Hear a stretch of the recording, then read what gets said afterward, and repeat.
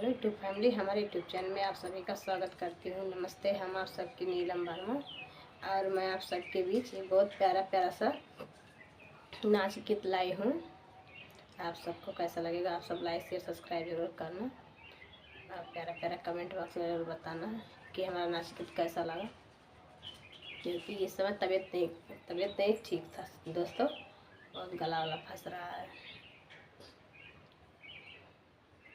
धूमिल भाई मायके की साड़ी बीरन तोरी रहिया निहारी। धूमिल भाई मायके की साड़ी बीरन तोरी रहिया निहारी।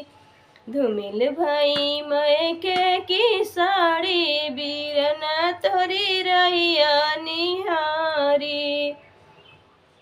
ससुरे में सासु हमें नीकौ न लागई। ससुरे में सासु नीकौ न लागई। मायके में मम्मी बड़ी प्यारी ग बीरन तोरी रहिया निहारी। मायके में मम्मी बड़ी प्यारी बीरन तोरी रहिया निहारी। धूमिल भाई मायके की साड़ी बीरन तोरी रहिया निहारी। धूमिल भाई मायके की साड़ी बीरन तोरी रहिया निहारी। ससुरे में जेठनी हमें नीकौ न लागै। ससुरे में जेठनी हम नीकौ न लागै। नई मायके में भाभी लगई प्यारी बीरन तोरी रहिया निहारी। मायके में भाभी लगई प्यारी बीरन तोरी रहिया निहारी। धूमिल भाई मायके की साड़ी बीरन तोरी रहिया निहारी। धूमिल भाई मायके की साड़ी बीरन तोरी रहिया निहारी।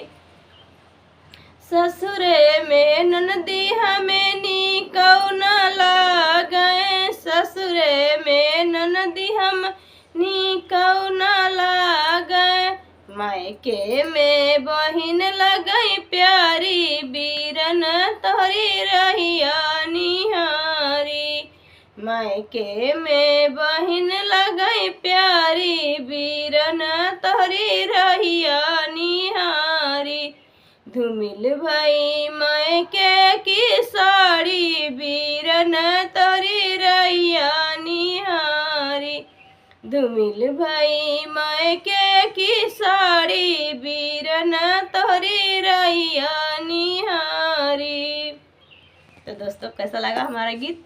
आप सबका ये सब्री से इंतजार था और प्यारा प्यारा सा कमेंट बॉक्स में जरूर बताना कि हमारा नाच गीत कैसा लगा। आप सब फुल सपोर्ट करना। नमस्ते दोस्तों।